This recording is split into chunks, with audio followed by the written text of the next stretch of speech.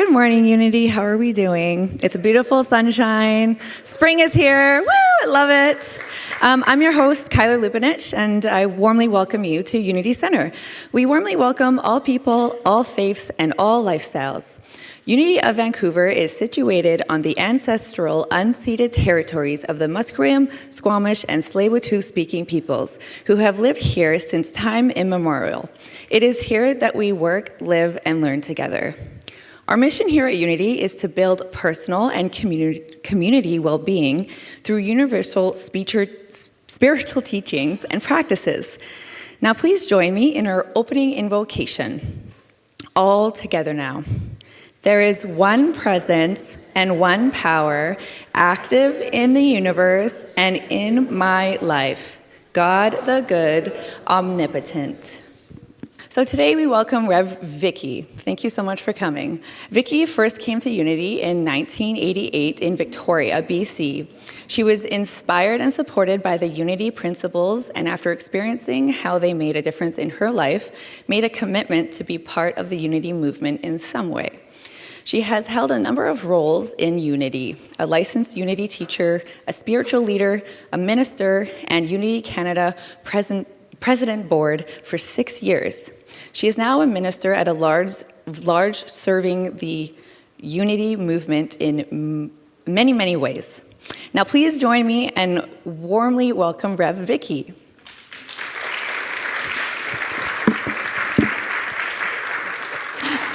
Thanks. Oh, thank you, Kyler, for partnering with me up here. She gave me such a warm welcome, and it's so great. You know, whenever I'm in a Unity Center, I feel at home, right? Isn't that the way it goes? If some of you have been fortunate enough to travel and jump into some Unity Centers around the world or around North America, you've probably felt the same thing. So I thank you for the invitation to be here today. Of course, that is on Janet Law. Janet and I have become even closer friends over the last few years as we both serve on the Unity Canada Board of Directors. And, you know, I was trying to think of an adjective about her consciousness. And so it's kind of interesting, actually. I thought, she has a very deep spiritual consciousness. No, she has a very wide spiritual, actually, she's very high spiritual consciousness. So I am sure that you are all aware of what a gem you have. And I know also that your board of directors and all the volunteers and really everyone who's connected with this center is also blessed by its presence here today. So I anticipate an inspiring Sunday morning and a enlightening and fun afternoon. Thank you again for welcoming me here. Thank you. And now if you would join me in singing our version of the Aramaic Lord's Prayer.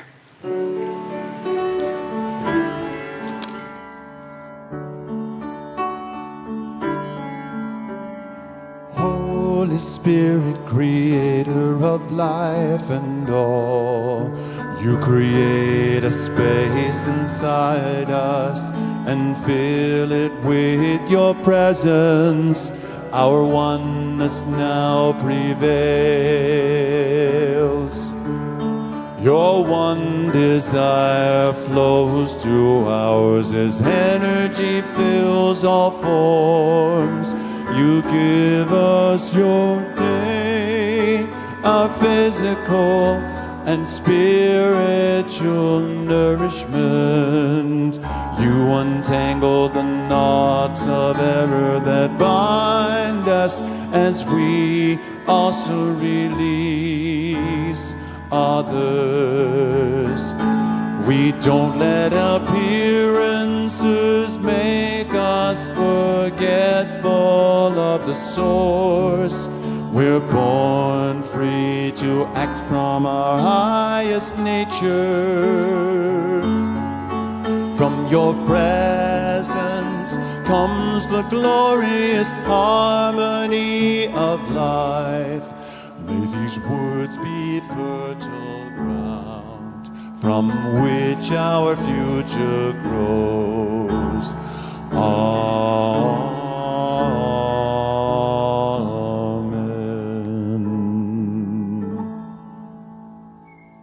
Please have a seat.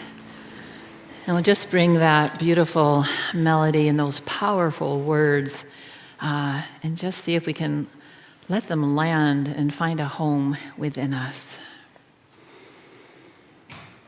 And one of the ways it's very easy for us or supports us in becoming centered is perhaps being aware of your breath, or even taking a breath or two more consciously and mindfully, or if closing your eyes is comfortable, you can do that as well. We know that within us is the center of all being, universal mind, infinite peace, creator. And so we use this time to align ourselves more fully and be in the presence of that, even to a greater extent than we thought was possible. So we have gathered for a spiritual purpose, to unite in consciousness, in the conscious awareness that we are all that God is. And as we enter into this sacred activity of prayer, we focus on the sweet truth of that oneness. As we begin to relax our bodies, quiet our thoughts, open our hearts, we can touch that stillness within.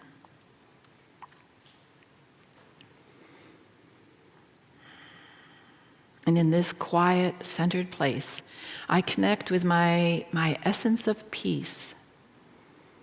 Peace fills my heart, and I allow and let peace flow from me. I am in the flow of infinite peace.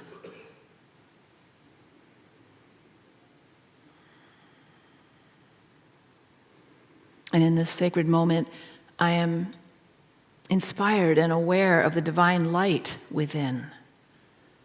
And I remember that I am one with this radiant light that illuminates my path and shines through me to bless others.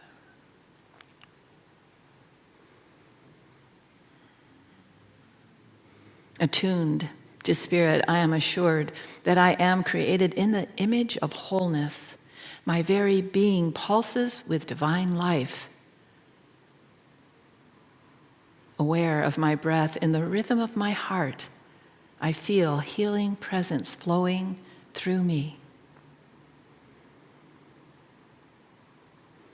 The healing energy of divine life flows through me now. The healing energy of divine life flows through me now. I invite you to hold that idea in the silence for a moment or two.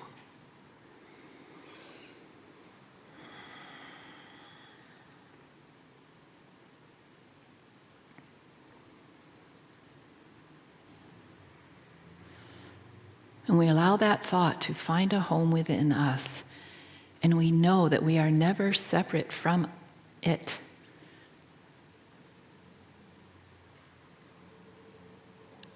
And we bless these quiet moments we have when we nurture our souls. Spiritually nourished and uplifted, we prepare now to return to this now moment. We are peaceful, energized, inspired, and ready to meet our good.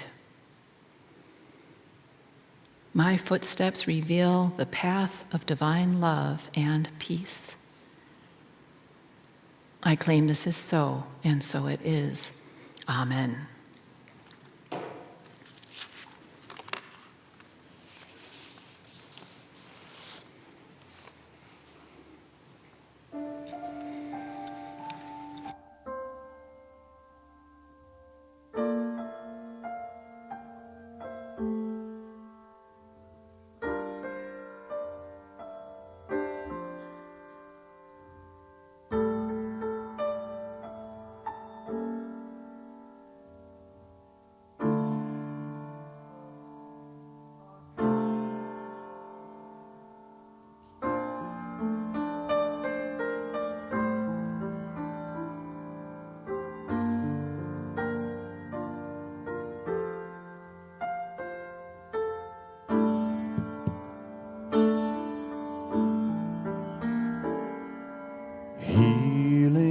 thoughts are coming your way.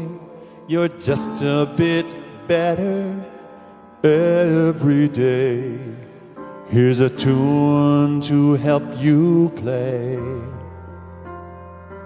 and get you back in the groove. There's pain, but there's still room for delight in the falling leaves or a heron's flight, and your loved ones are helping you through the night to get you back in the groove. The music will always be there.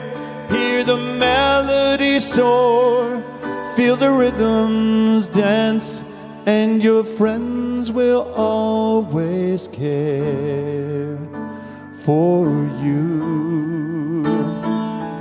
Your body's healing, that's a good feeling. Soon your world will be brand new, and a song of love will sing the truth. We're counting you in and looking ahead. We'll sing a new song with our spirits fed. Dark days are ending, we'll smile instead, 'cause now you're back in the groove.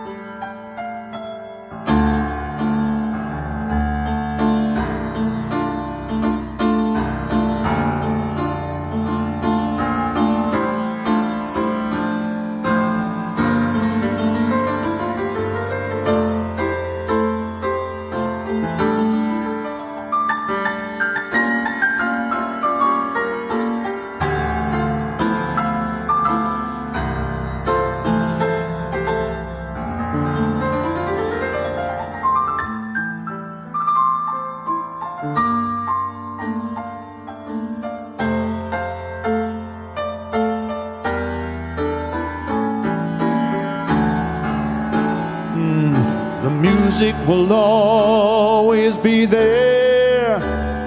Hear the melody soar, feel the rhythms dance, and your friends will always care for you. Your body's healing, that's a good feeling. Soon your world will be brand new, and a song of love will sing the truth. We're counting you in and looking ahead. We'll sing a new song with our spirits fed. Dark days are ending, we'll smile instead, 'cause now you're back in the groove.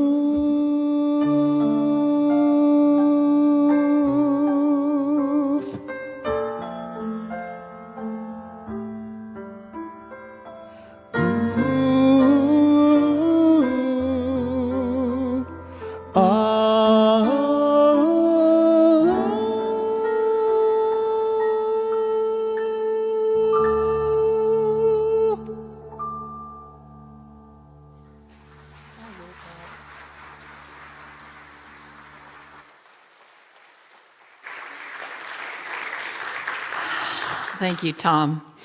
It's always wonderful. Of course, yeah. Anyway, when I heard that you were on today, I thought, great, I get to hear you some more. So Thank you for your presence here, your skills and your gifts. Well, spiritual community is really important to me. First, because being part of one has changed my life, and also because, as a longtime minister, I have witnessed the transformation in people in the context of spiritual community. So what is community? Well, for instance, basically it's a group of people who have come together because they have something in common, right? Back in 2000, when I was becoming a licensed Unity teacher, I went to Unity Village for 2 weeks. The first week was to finish my classes, and the second week was a week of exams. So written exams, oral exams. You know, we had to prove that we knew how to pray and do a talk and meditate and, in front of our Unity professors. And so it was really the accumulation of 10 years. It took me 10 years to complete my studies to become a licensed Unity teacher. So what I discovered at the end of the first week was there was a few of us who were staying over the weekend and we're doing the exams the following week. And so we thought, let's get together, and we tested each other and we grilled each other. So this is I know there were computers in 2000, but we had flashcards, where you write the question on one side and then you have the answer, like paper cards. And we were all just a little bit nervous and apprehensive about, completing our studies and getting licensed. So we, all day long, it was Bible questions. Where is the first time people are called Christians in the Bible? And metaphysical questions. What do the 7 days of creation represent? And unity history questions. What was the first year the Daily Word came out? Just loading our brains down with all this information. So we roomed in the same set of cottages, and we just pretty much spent the whole weekend with each other. And in that period of time, we formed a little community, right? It was a community based on need and circumstance. So what happened is we happened to be going through the same experience at the same time. That's one kind of community. A community can also be based on common interests, right? I belong to a chanting group, or maybe you belong to a hiking group, or a bird watching group, or a bridge group, or something like that.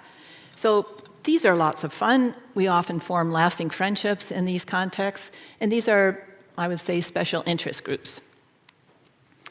And then there's another kind of community that is one that provides information or support for a period of time. So when my mother was in the last years of her life, I joined a group to find out more about end-of-life issues and options. And I stayed with that group until my needs were met, and then I left. And then there is something quite different from all of these, and that is called spiritual community, which calls the relationship to an entirely different level, because it is not based on needs or common experience or shared interests. It's based on spiritual principles. People who seem to have nothing in common can form a powerful spiritual community.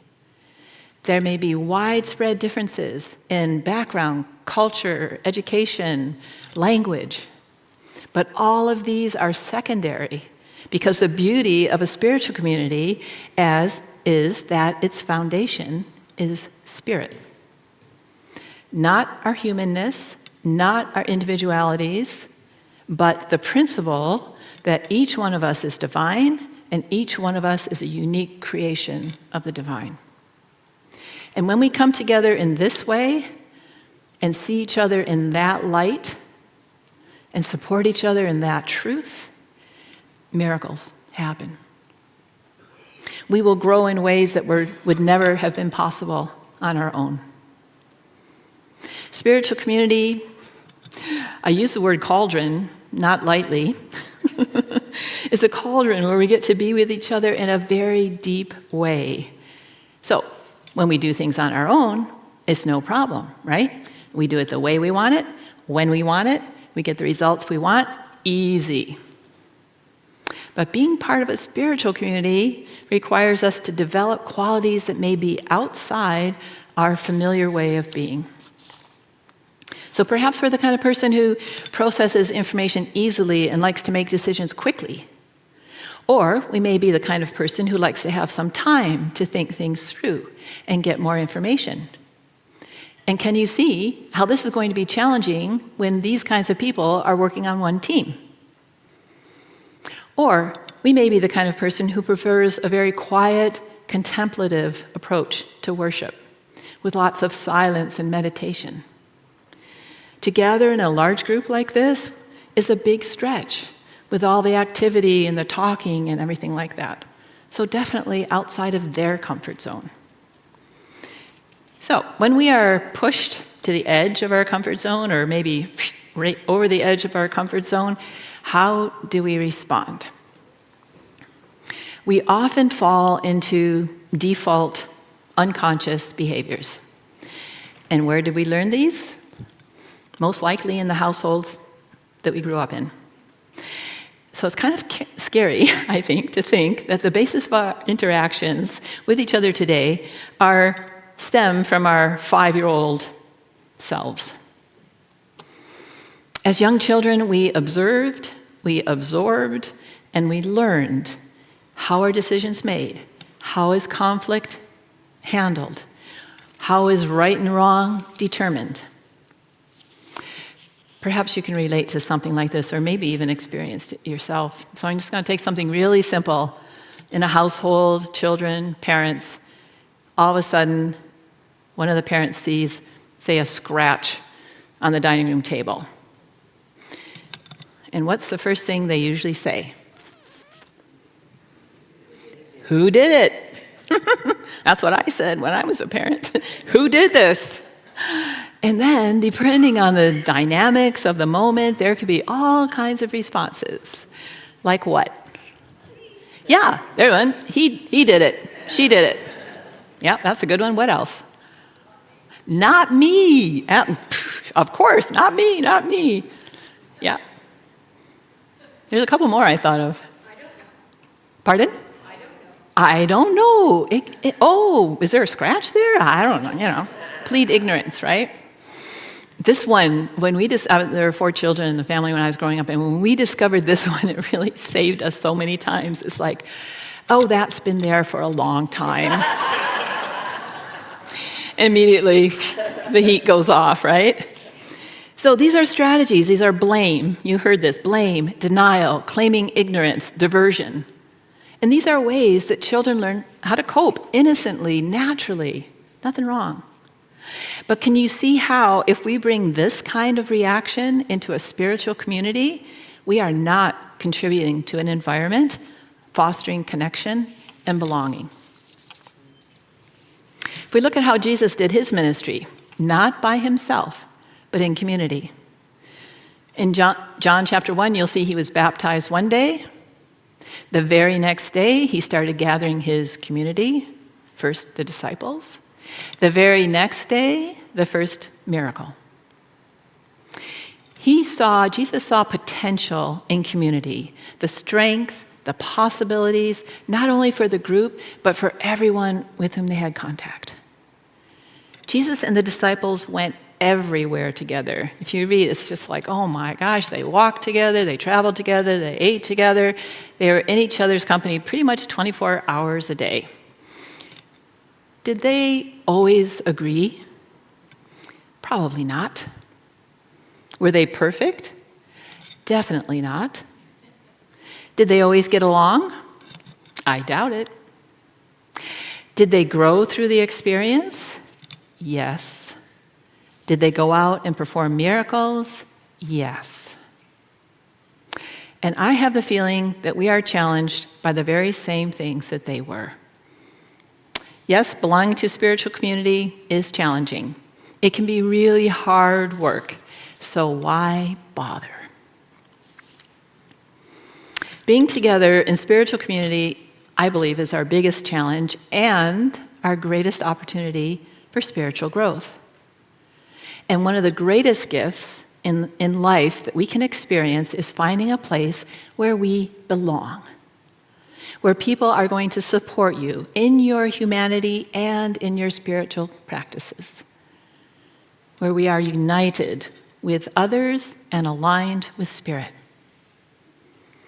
I remember when I started to become a licensed Unity teacher, well, when I had some choices about what I wanted to do on the spiritual path, I thought, oh yeah, licensed Unity teacher, that's good, because I like small groups and I like to teach, and there's no way I could ever speak in front of a big group of people.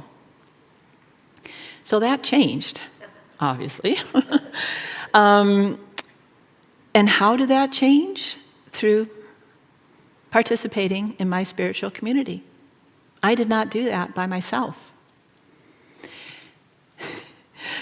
You know, we had a person like you have, I guess, Janet, who books Sunday speakers, right? And so when I was living in Victoria, I would go and speak in Courtney every other month or something like that. And so I remember doing my very first talk, and oh my gosh, I felt like I couldn't breathe, you know, and my heart was going like this, and my mouth is dry, and I thought I was going to fall over, and stumbling through my notes and all that kind of stuff. And about probably 10 years later, the woman who arranged for me to speak, she became a very good friend of mine, and she said, you know, after you spoke that first Sunday here, and I said, yeah, she said, somebody came up to me after service and said, don't you ever invite that woman back again. But she didn't listen. She did. Actually, yeah. Yeah, she invited me back over and over again, and I learned, right? Yeah. I received love, acceptance, encouragement from my spiritual community. And so how was I in a position to receive this? Because I think those are all things we would like to receive, right? The reason I could receive this is because I participated in that community, because I received what I had given, because my love and acceptance and encouragement and support to others, I gave those, and that's what I received. Was I always accepting and loving? No. Was I always positive and uplifting? No. We're all learning. That's why it's called a spiritual practice. Perhaps in some areas we have a lot of experience, and we can pretty much act out of our principles most of the time. And there may be other areas where we've never even tried applying spiritual principle to. Be willing to do it imperfectly. Be willing to love yourself and love others who are also learning and practicing these principles. Hold the high ground and keep the light for others as they do for you. Being part of a spiritual community has so much to offer. It addresses our need for unconditional love, acceptance, connection, belonging. And I believe that the call for spiritual community is very strong. Today, more than ever, people are looking for new ways to connect. And spiritual community is where people can experience and receive the gifts of Spirit, and in so doing, become powerful co-creators in their lives, in our communities, and on the planet. Thank you.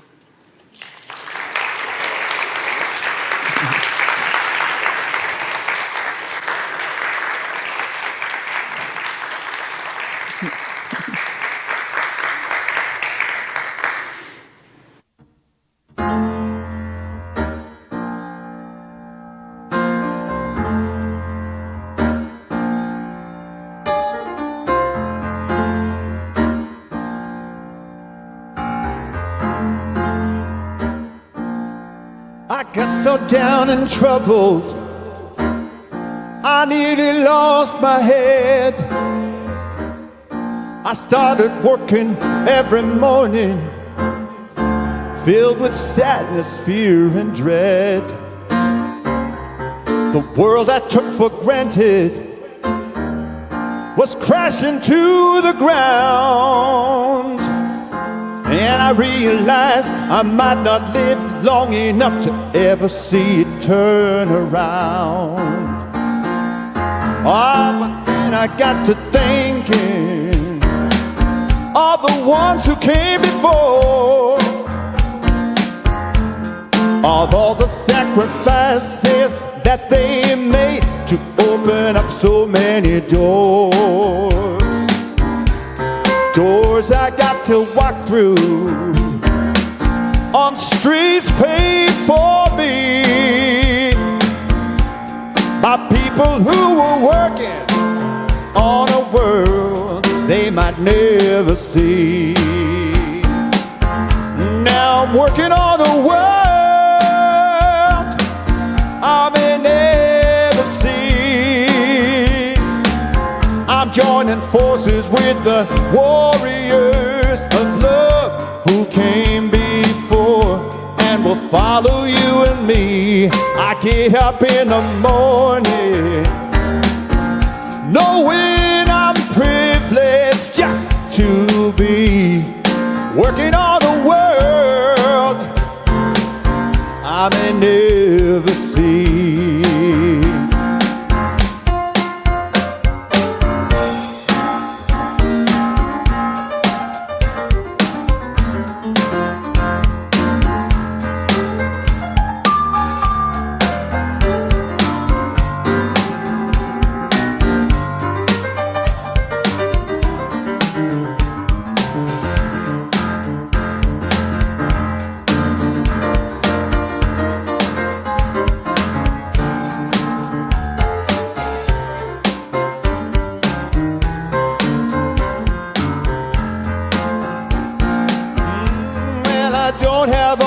Answers to the troubles of the day, but neither did all our ancestors. They persevered anyway. Yes, they did. Oh, when I see a little baby reaching out its arms to me, I remember why I'm working on a world I may never see. Now I'm working on a world I may never see. I'm joining forces with the warriors of love who came before and will follow you and me. Well, I get up in the morning knowing I'm privileged just to be. I'm working on a world I may never see. Yes, I'm working on a world I may never see.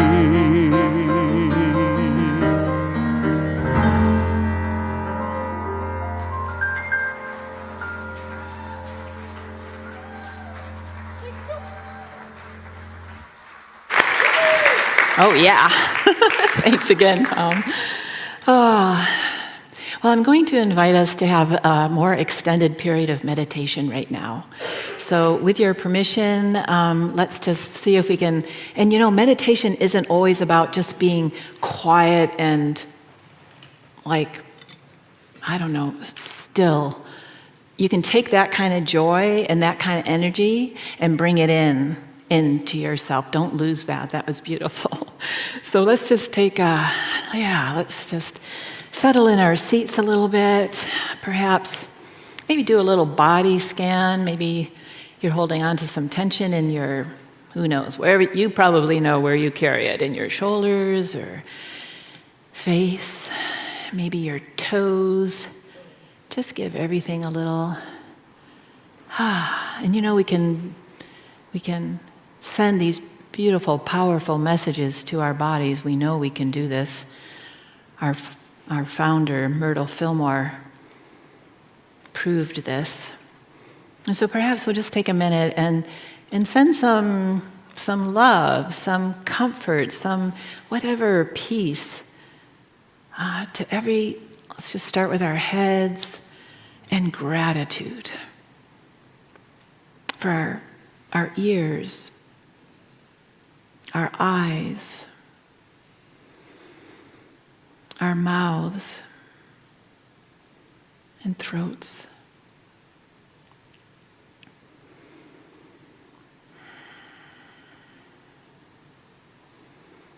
We have these amazing physical bodies that we've been gifted with that are the vehicle for our soul's growth. So let's just continue down the body temple, and if you can imagine your heart and lungs, and even if you don't know the names of all the organs that are there working on your behalf without cessation, just send some appreciation to all those systems that are at work and you have no idea what they're doing on your behalf.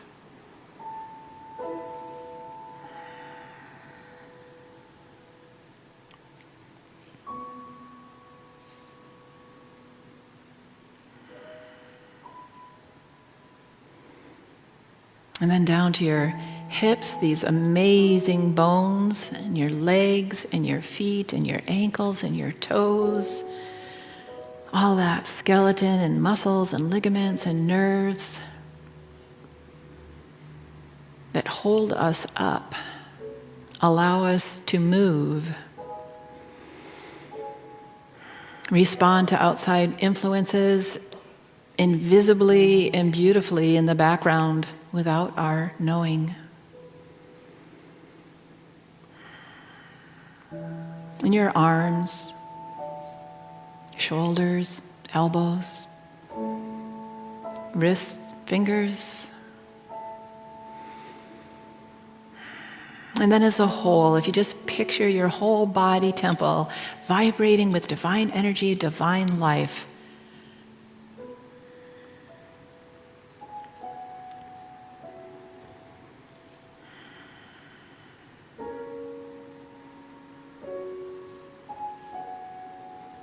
and we give thanks. We are so grateful for these bodies.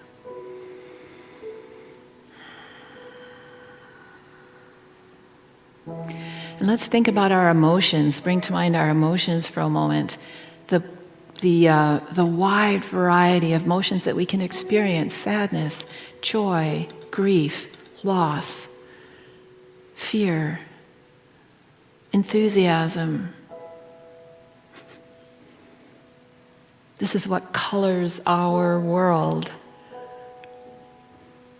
This gives vibrancy and activity, the engagement of our emotions with our surroundings. And so we're so grateful for these emotions, for ways that we have to express ourselves.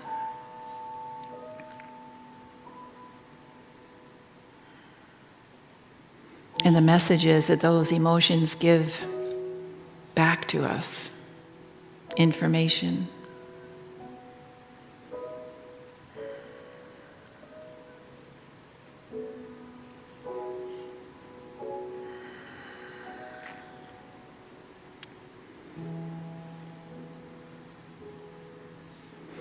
Let's take a moment and give thanks for our minds that are working a lot of the time, with or without our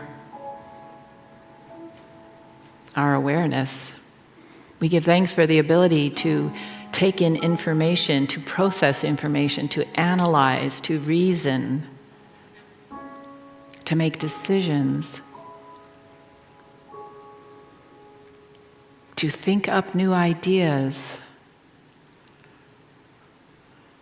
to collate and organize what we see and what we feel in our environment.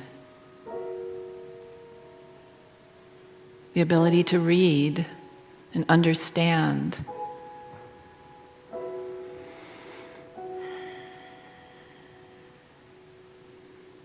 And so we have these three parts of us, and we are so grateful for our bodies, our emotions, our minds, and yet we are so much more than these.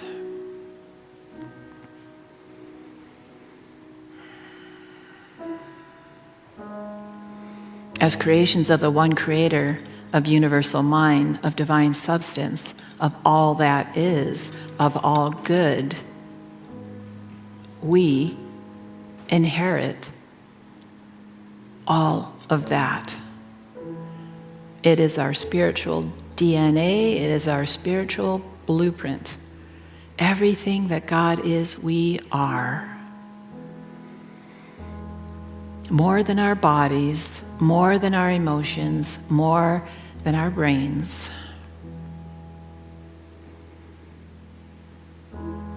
Because there is a life inside of us that is not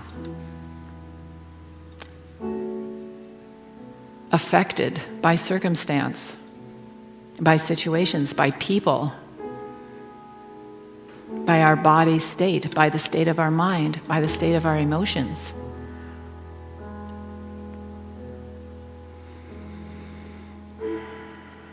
Its principle, always at work, never influenced or affected by anything outside itself.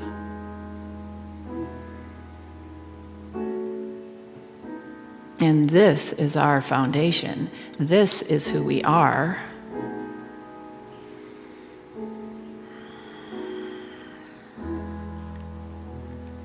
And our mind and our emotions and our bodies are the way we express our divine nature, our I am.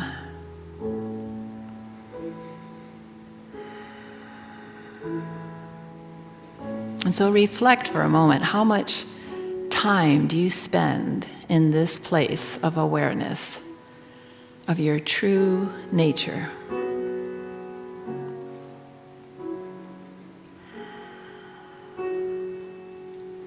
The source of all good, the source of creation,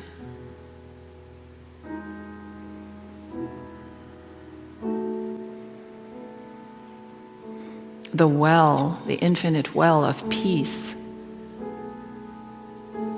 abundance,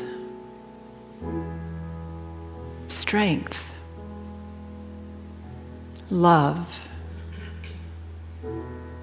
compassion, life.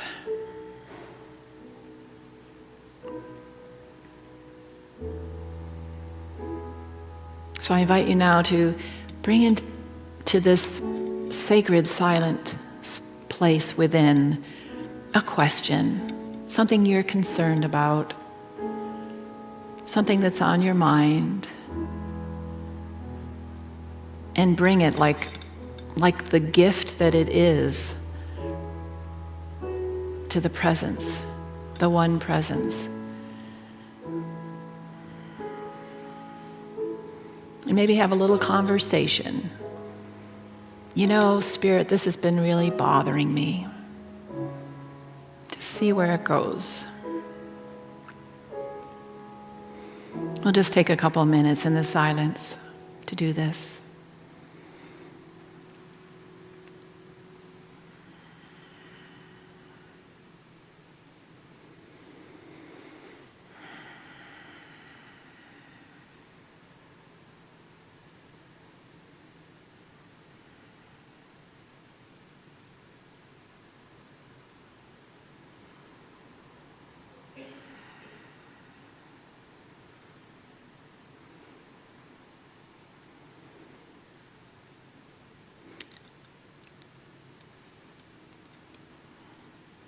When the response comes from presence, from God, from Spirit, what could it be?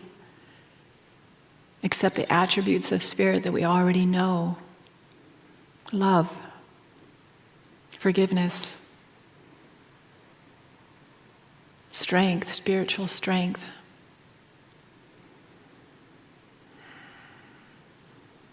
What is your divine self trying to tell yourself? now that it's got your attention.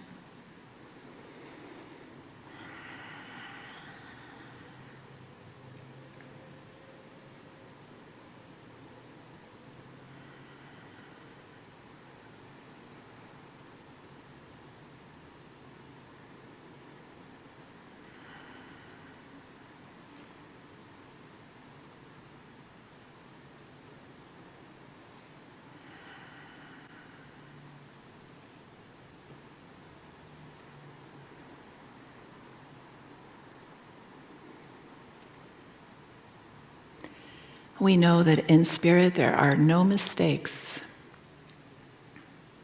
There are no struggles. There are no setbacks. If you're feeling behind or something like that, that is a human construct. Because in spirit we are continuously evolving, growing, transforming in an upward movement.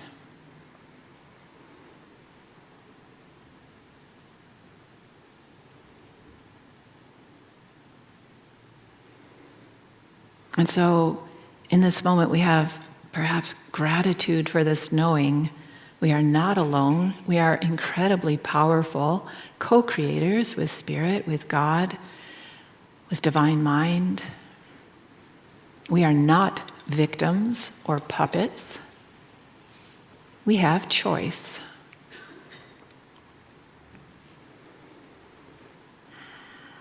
In every moment, we can choose to align ourselves with the highest and the best perception that we can muster so that we show up as the light, as the love, as the presence of the unnameable. And when we do this, we change the world. We not only change ourselves, because as we continuously align ourselves with one good, we're going to show up differently. We're going to speak differently. We are going to act differently. We are going to respond differently through the eyes of love. And when we do this, people notice. They might not understand, might not even know where it's coming from, but they're going to sense that they are in the presence of peace, of love, of acceptance.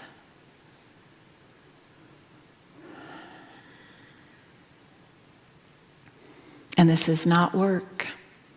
We are connected. We are one with an infinite source. We can't use it up. We can just be being that conduit and that flow for all good all the time. It will never weaken us. It actually strengthens us.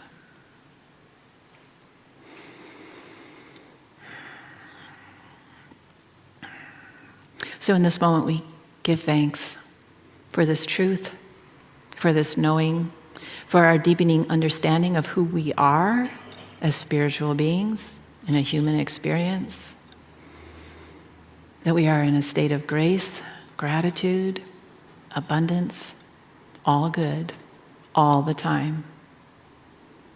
And so it is. Amen.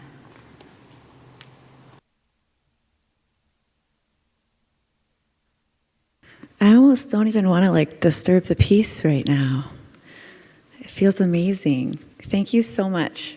And thank you so much to Janet for suggesting that wherever you are. I can't see you, but thank you. Beautiful talk. Thank you so much.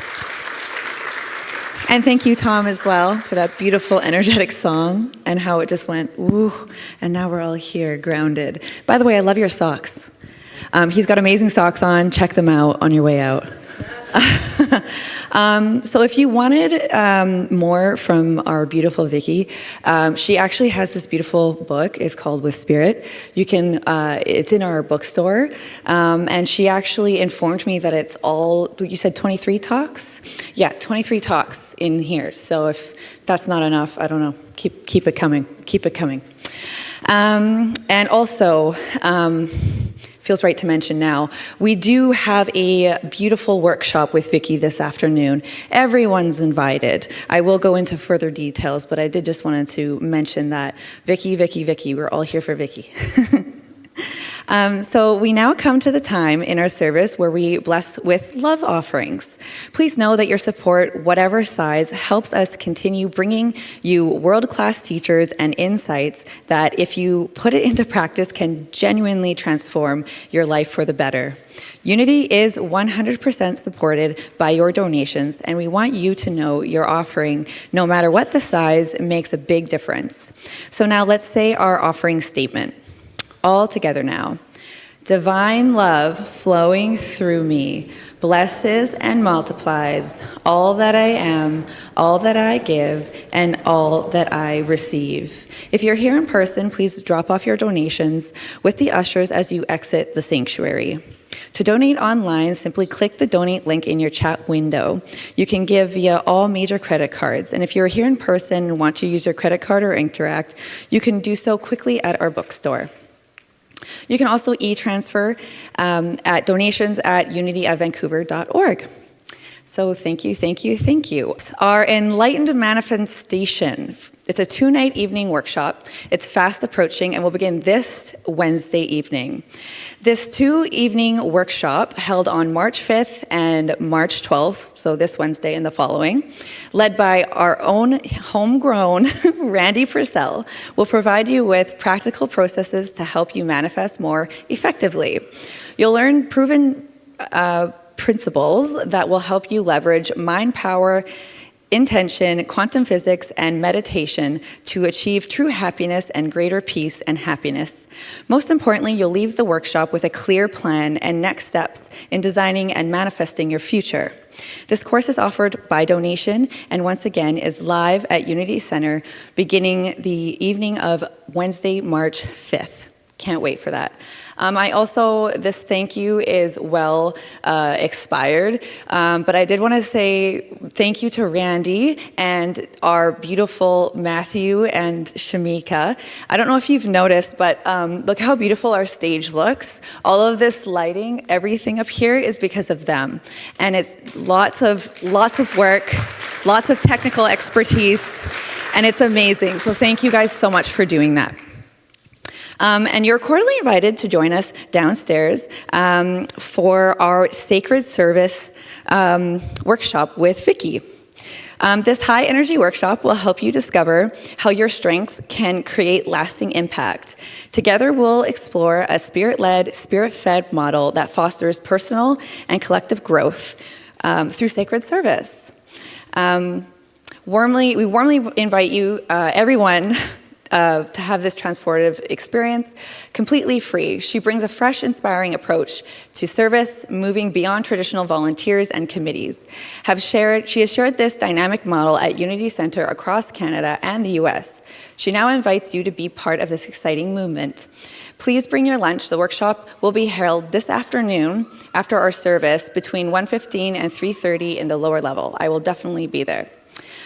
Just a quick reminder, there is a prayer chaplain information session immediately after the session at 12:30 upstairs in our boardroom. Just a quick information session about becoming a prayer chaplain. A couple more things. March the 16th, we'll be holding a fireside chat on the lower level from 12:45 to 3 p.m., where you can learn about all the updates about Unity of Vancouver activities. Please bring your lunch. And of course, our Course in Miracles study group is live at Unity every Tuesday from 12:30 to 2:30 p.m. in the lower level. And finally, just a reminder that you are invited to join our Sunday morning mastermind prayer group. These powerful meetings strengthen your intentions through the confidential and unconditional support of mastermind prayer partners. Meetings are downstairs in the meditation room every Sunday from 10 a.m. to 10:30 on the lower level. So thank you. If you would like a confidential prayer with one of our beautiful chaplains, simply come up to the front after the music has finished, and you'll find the chaplains in the front row. They'll be happy to support a prayer. Do it. Just try it. Just do it. Just do it. It's great. And if you're watching on Zoom, I'll show you how to participate in a few minutes. All right, that was a lot. Okay, so as we bring our gathering to a close, please stand and let us together say our prayer for protection. All together now. The light of God surrounds us. The love of God enfolds us. The power of God protects us. The presence of God watches over us. Wherever we are, God is, and all is well. Now, if you can all remain standing, we'll do our peace song.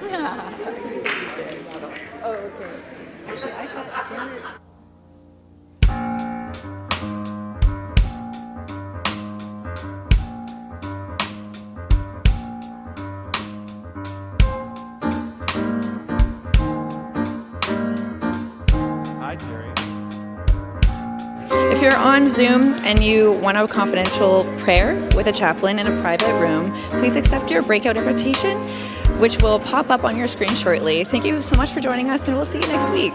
Bye.